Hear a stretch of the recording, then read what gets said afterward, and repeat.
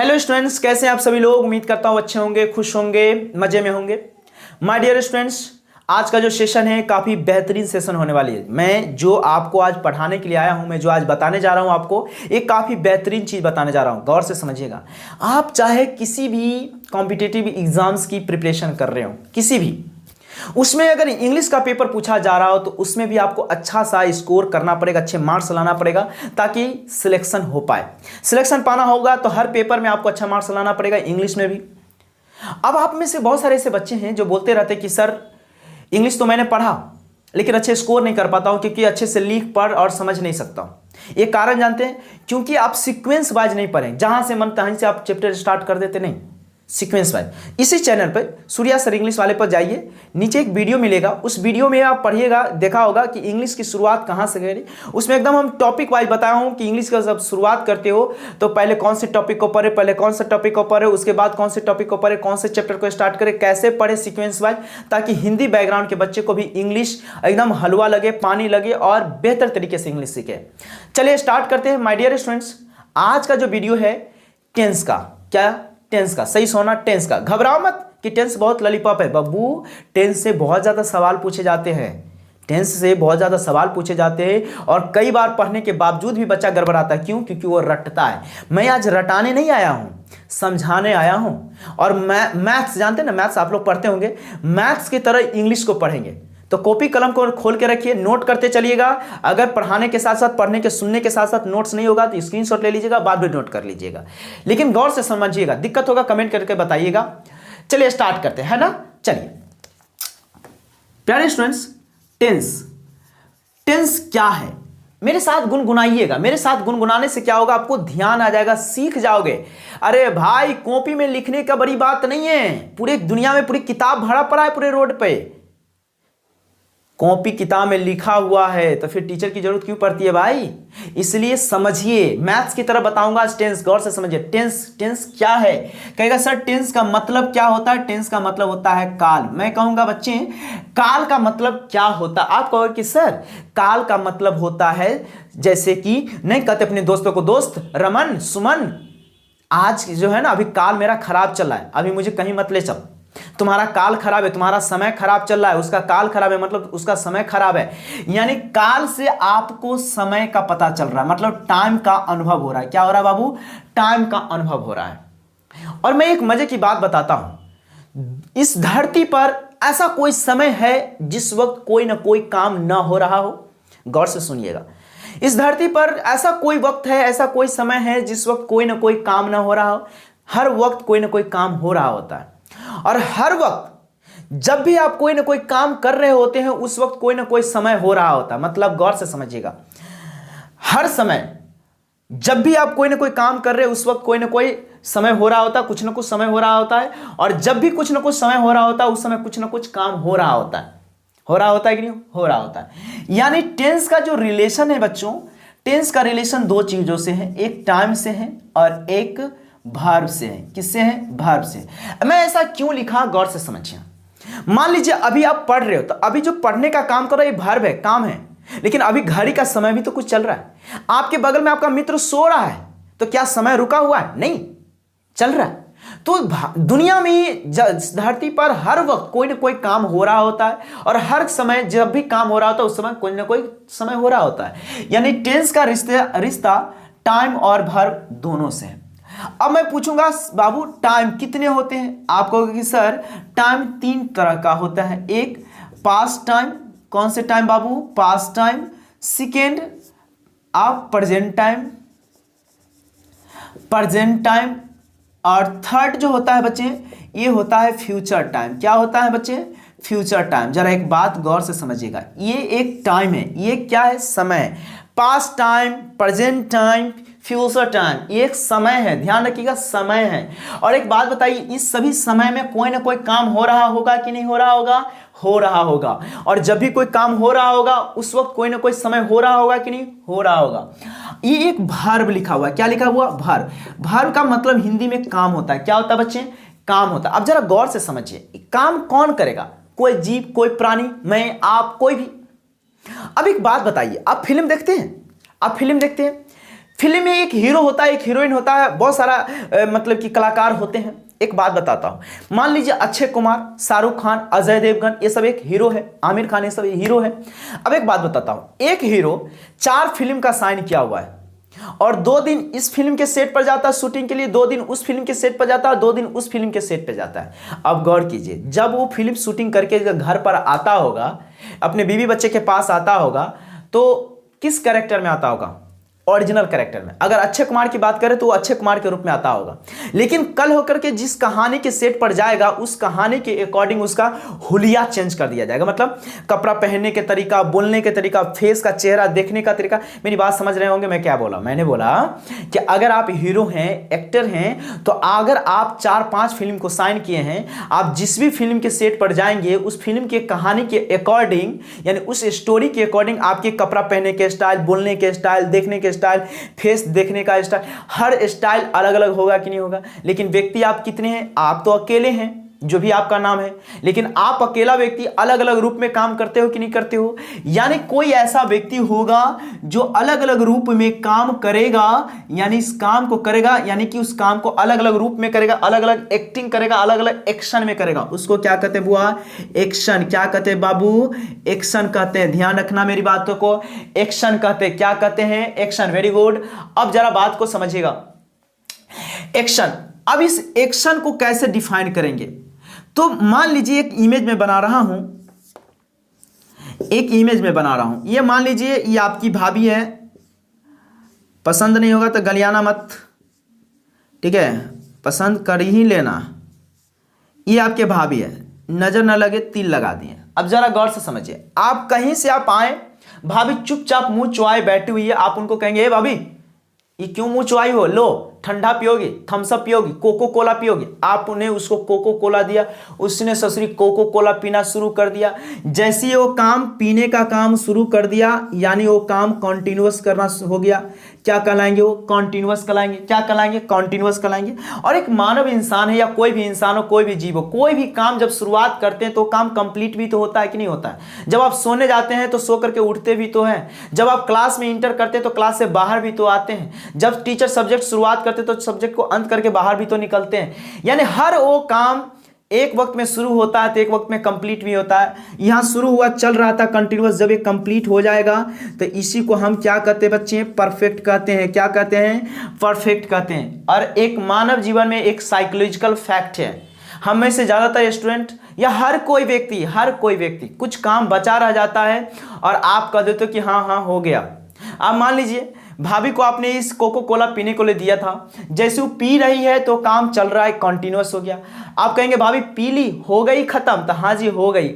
जब वो आपको डब्बा धराएगी, लीजिए जी हो गया, पी लिए।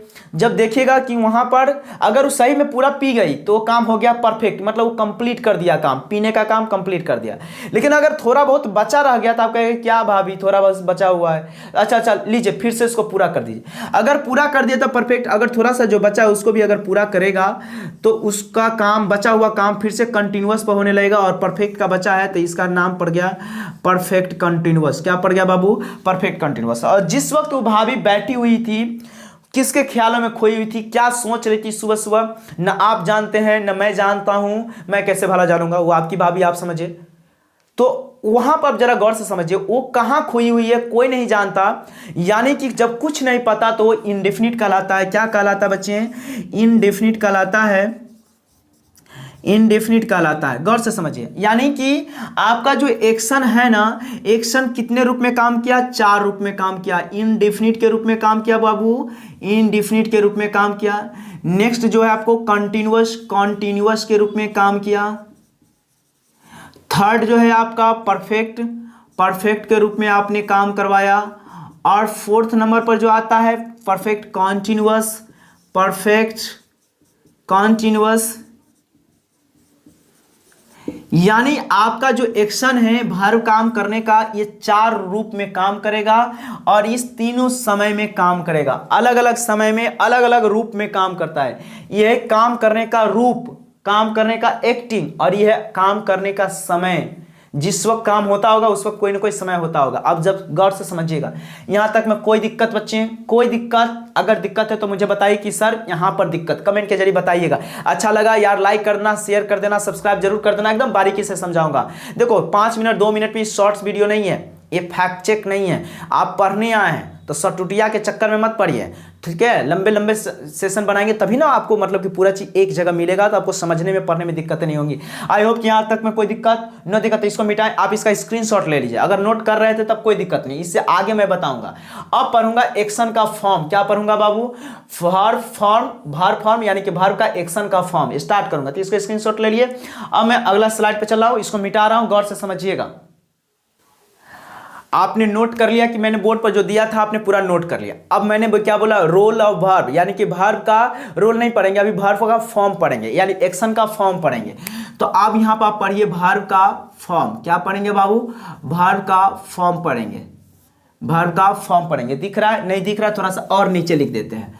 चलिए, वर्ब फॉर्म, वर्ब फॉर्म पढ़ रहे हैं। मैं पूछूंगा आपसे कि बच्चे कितने वर्ब फॉर्म होते हैं, तो आप कहेंगे सर 5। गलत, वर्ब फॉर्म 5 नहीं होते, वर्ब 3 ही होते हैं, यानी कि पास्ट, प्रेजेंट और परफेक्ट। पास्ट, प्रेजेंट और परफेक्ट, ये जो 2 ठो अलग होता है वो बनाया जाता है। पहले गौर से समझिए बच्चे।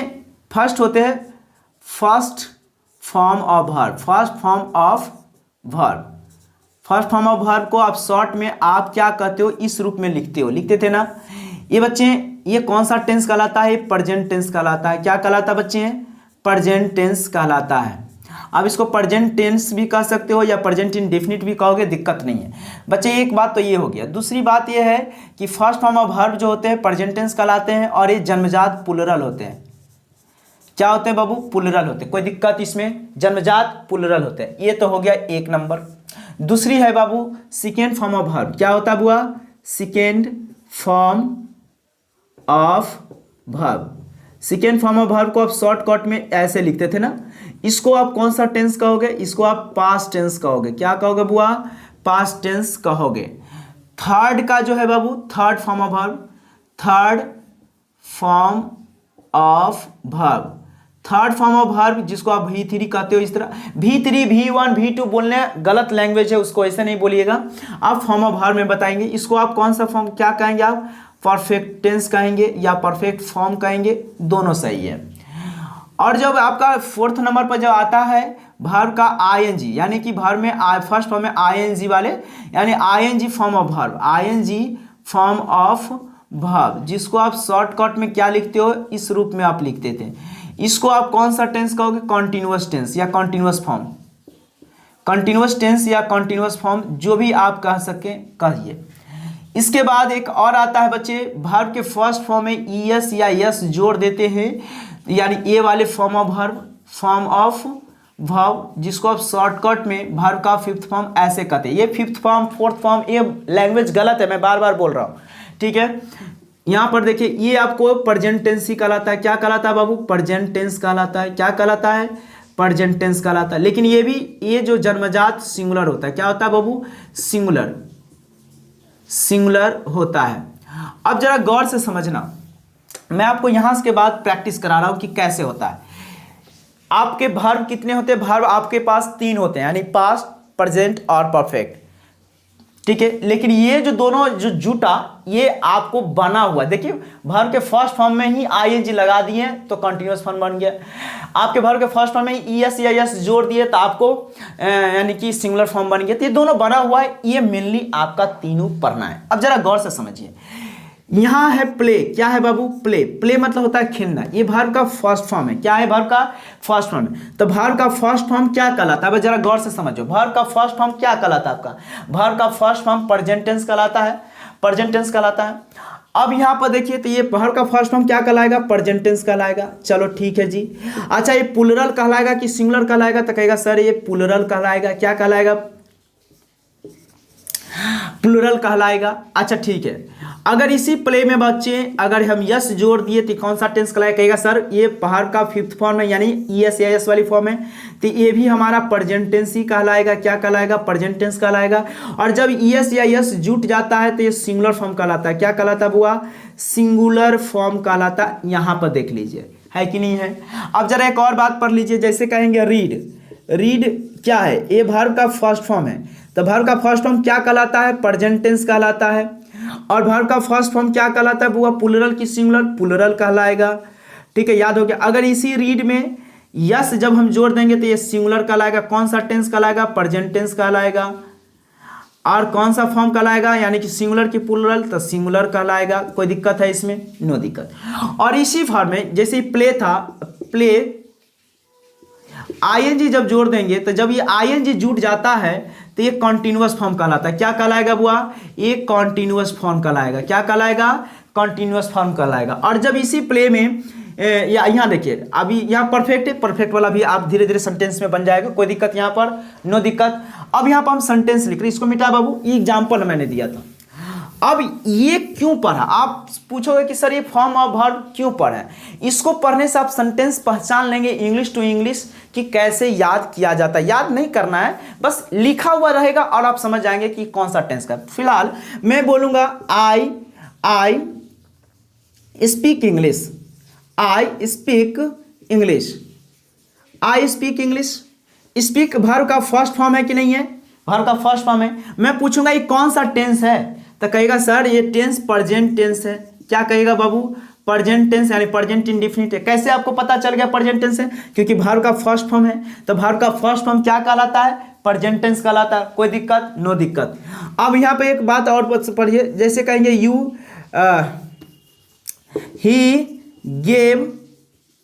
he gave me a pen, he gave me a pen। मैं पूछूंगा ये कौन सा टेंस है, तो कहेगा सर गिव का सेकेंड फॉर्म है, गिव का ही सेकेंड फॉर्म है, और सेकेंड फॉर्म हमारा पास्ट टेंस कहलाता है, यानी ये हमारा पास्ट टेंस का क्वेश्चन है। कोई दिक्कत बाबू, नो दिक्कत। अब यहाँ पर ये कहेंगे I am teaching English, I am teaching English. मैं कहूँगा ये कौन सा टेंस है, तो कहेगा सर एम आपका वर्ब का फर्स्ट फॉर्म में आता है, ये प्रेजेंट कहलाएगा। और आईएनजी आपका कॉन्टिन्यूअस कहलाता है। अभी दोनों को ऐड कीजिए तो प्रेजेंट कंटिन्यूअस का टेंस हो गया कि नहीं हो गया।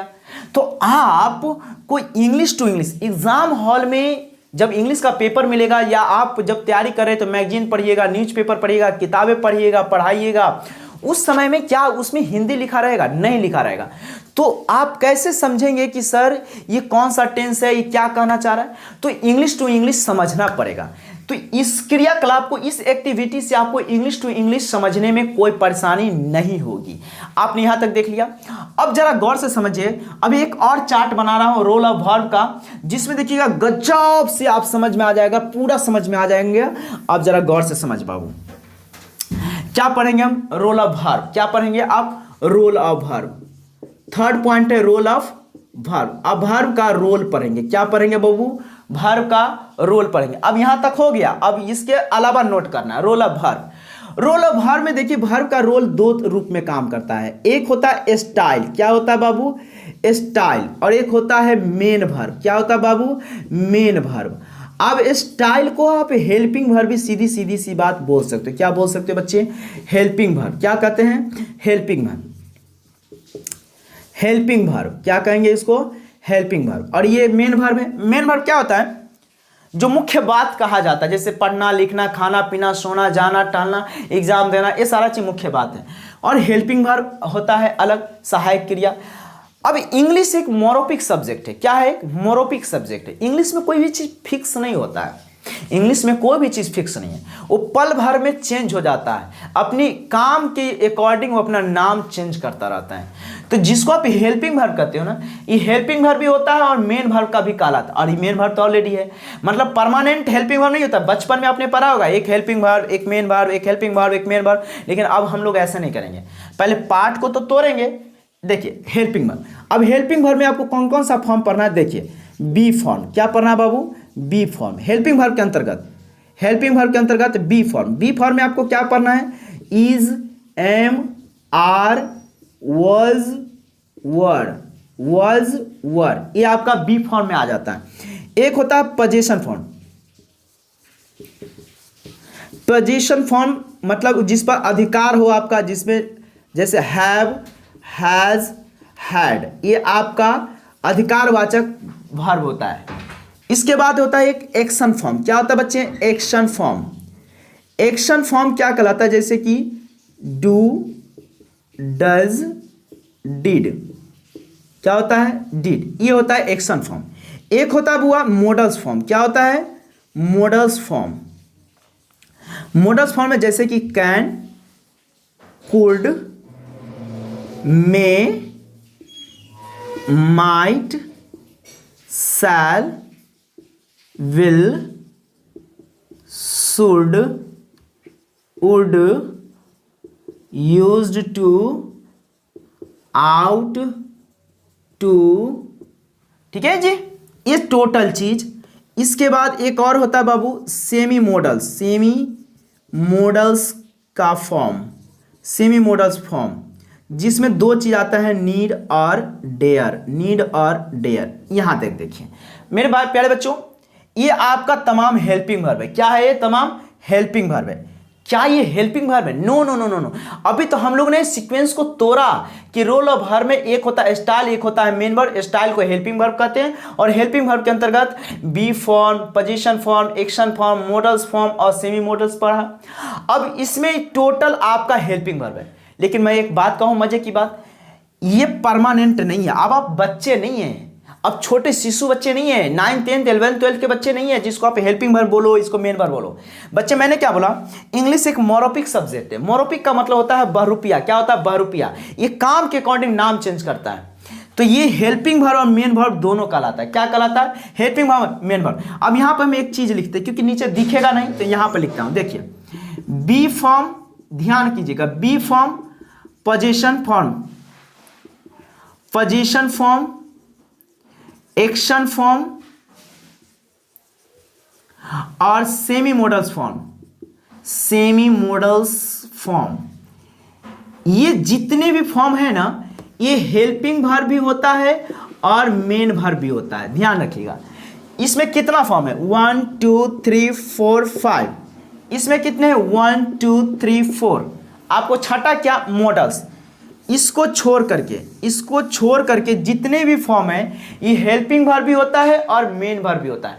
हेल्पिंग वर्ब भी होता है और मेन वर्ब भी होता है। उसमें कोई दिक्कत मेरे प्यारे बच्चे, कहीं पर कोई दिक्कत, इसका स्क्रीनशॉट ले लीजिए प्यारे बच्चे, इसको स्क्रीनशॉट लीजिए और फिर मैं आगे बढ़ता हूं। इसमें कोई दिक्कत, नो दिक्कत। हेल्पिंग वर्ब, मेन वर्ब, और इस जितना भी हेल्पिंग वर्ब आपने पढ़ा, ये जितने भी फॉर्म है, ये हेल्पिंग वर्ब भी होता है, मेन वर्ब भी होता है। कैसे, मैं अभी एग्जांपल दूंगा। मैं एग्जांपल कहाँ दूं, मैं एग्जांपल कहाँ दूं, मैं एग्जांपल यहां दूंगा, यहां दूंगा, यहां। अब जरा गौर से समझिए, नोट कर लिया होगा, यहां समझिए। मैं बोलूंगा I have a pen, I have a pen. मेरे पास एक कलम है, मेरे पास एक कलम है। बच्चे एक बात बताओ, इसमें हैव आपका क्या है, हेल्पिंग वर्ब है या फिर मेन वर्ब है, क्या है? मैं कहूंगा कि यहां हैव मेन वर्ब है, हेल्पिंग वर्ब नहीं है। काहे के लिए, गौर से समझिए।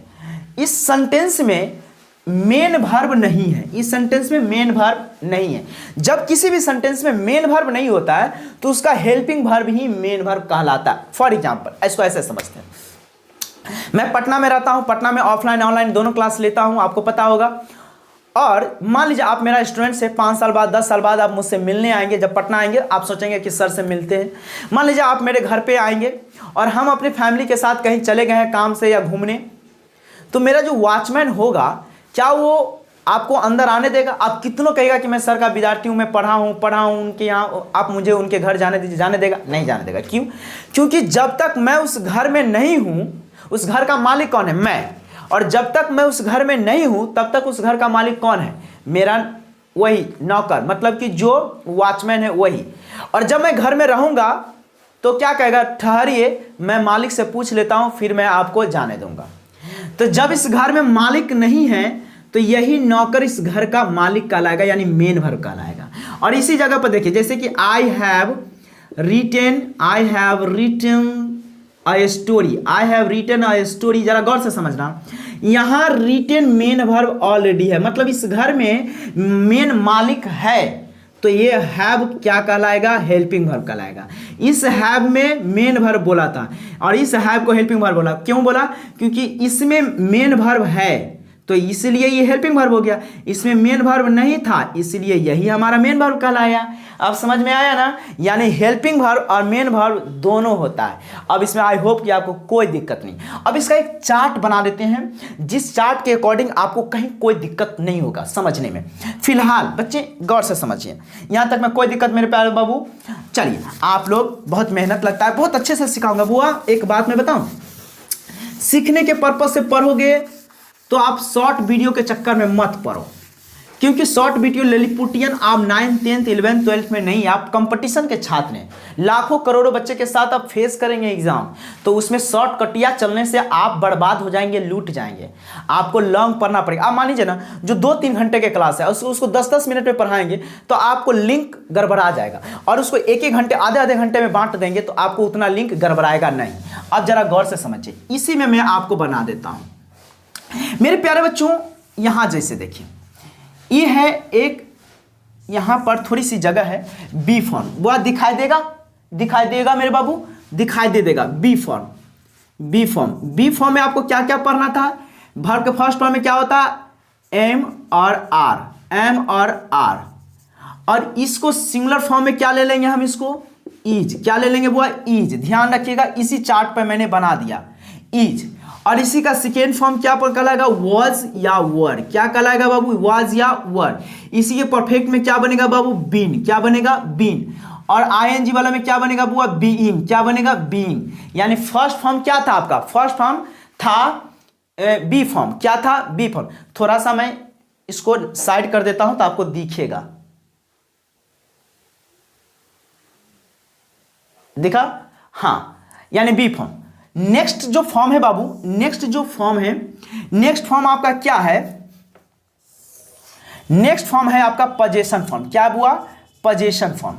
तो पजेशन फॉर्म में आपको क्या पढ़ा था? हैव।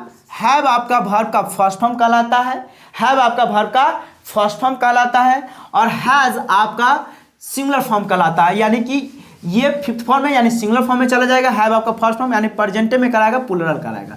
इसका पास्ट हैड होता है, इसका परफेक्ट भी हैड होता है, और इसका आईएनजी वाले हैविंग कर दीजिए तो ये आपका कंटिन्यूअस फॉर्म हो जाएगा।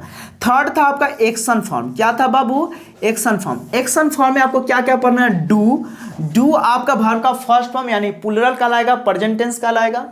अब अगर डू में अगर ईएस या यस जोड़ देते हैं तो सिंगुलर फॉर्म कहलाता है, प्रेजेंट का ही।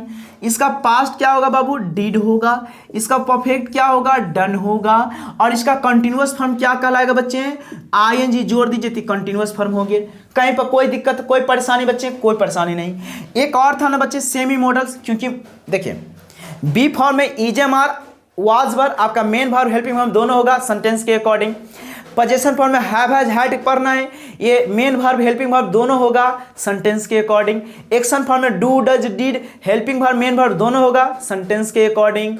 और models can could may might, ये हमेशा हेल्पिंग वर्ब होता है। मैं यहाँ पे एक चार्ट लिखा था, उसमें मॉडल्स नहीं ना लिखा था, ध्यान कीजिएगा, बैक स्किप करके। अब एक और है सेमी मॉडल्स। सेमी मॉडल्स में बच्चे नीड और डेयर पढ़ना था। क्या पढ़ना था बच्चे? नीड और डेयर। एक बात बताइए, नीड का फर्स्ट फॉर्म क्या कहलाएगा? नीड ही कहलाएगा। और जब नीड में यस जोड़ दोगे तो क्या कहलाएगा? सिंगुलर फॉर्म कहलाएगा। और नीड का सेकेंड फॉर्म नीड भी होता है, नीडेड भी करेंगे तो कोई दिक्कत, नो दिक्कत बच्चे। और इसमें आईएनजी जब लगा दीजिएगा तो क्या कहलाएगा प्यारे बच्चे? ये कहलाएगा कॉन्टिन्यूअस फॉर्म। क्या कहलाएगा? Continuous form. डेयर में सेम बात है बच्चे, डेयर का फर्स्ट फॉर्म लिखिएगा, प्लूरल कहलाएगा, प्रेजेंट टेंस बनेगा। और जब डेयर में आप जब यस और यस लगा दीजिएगा तो सिंगुलर फॉर्म कहलाएगा, और वो प्रेजेंट ही कहलाएगा, में कोई दिक्कत, नो दिक्कत। अब इसी का डेयर कर दीजिए, ईडी जोड़ दीजिए, आप पास्ट और परफेक्ट बना दिए। अब इसी में डेयरिंग कर दीजिएगा तो आप कंटिन्यूअस फॉर्म बना दिए। इसमें कोई दिक्कत मेरे प्यारे बच्चे? कोई दिक्कत, कोई दिक्कत नहीं। थोड़ा नीचे देख लीजिएगा प्यारे बच्चे। एक बात समझिए, मैंने आज क्या पढ़ा, आज आपको क्या पढ़ाया? टेंस शुरुआत किया, तो टेंस जो शुरुआत किया तो टेंस में आपको क्या क्या पढ़ाया? टेंस का टाइम, और टेंस में यानी समय और काम का फैक्टर को समझाया, और उस काम को किस किस रूप में एक्शन करेगा यानी एक्टिंग करेगा, यानी कि 4 रूप में, इंडेफिनिट में, कॉन्टिन्यूअस में, परफेक्ट में और परफेक्ट कंटिन्यूअस में, 4 रूप में आपको पढ़ाया। कोई दिक्कत, नो दिक्कत। जब इसको आपने पढ़ लिया, इसके बाद मैंने वर्ब का फॉर्म पढ़ाया। ये वर्ब का फॉर्म है, वर्ब का form, first form, second form, third form, continuous form और सिंगुलर फॉर्म, 4 फॉर्म पढ़ा आपने। और इसके बाद हम रोल ऑफ वर्ब पढ़ाएं। रोल ऑफ वर्ब में वर्ब को 2 कैटेगरी में तोड़ा, एक हेल्पिंग वर्ब में, एक मेन वर्ब में। और मैंने ये भी बोला कि इंग्लिश बहुरूपिया सब्जेक्ट है, मरोपिक सब्जेक्ट है, ये काम के आधार पर नाम बनाता है। वही चीज़ कहीं पर मेन वर्ब कहलाता है, वही हेल्पिंग वर्ब कहलाता है। मैंने अभी थोड़ा देर पहले लिखा, अभी और एग्जाम्पल दूंगा ताकि इंग्लिश टू इंग्लिश में समझ में आ जाएगी।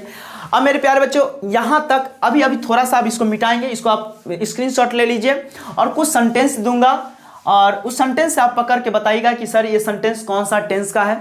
जब ये आ जाएगा मैं सोचूंगा कि मैंने जो सिखलाया आपको आ गया। और कल मैं टेंस में पहला चैप्टर प्रेजेंट इंडेफिनिट बना, तो आज था टेंस का इंट्रो पार्ट।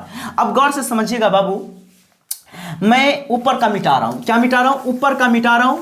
और हम आपको कुछ सेंटेंस लिखेंगे, उस सेंटेंस को आप पढ़ के बताइएगा कि सर ये कौन सा टेंस है। मैं बोलूंगा बच्चे आई, देख बाबू, मैं बोलूंगा आई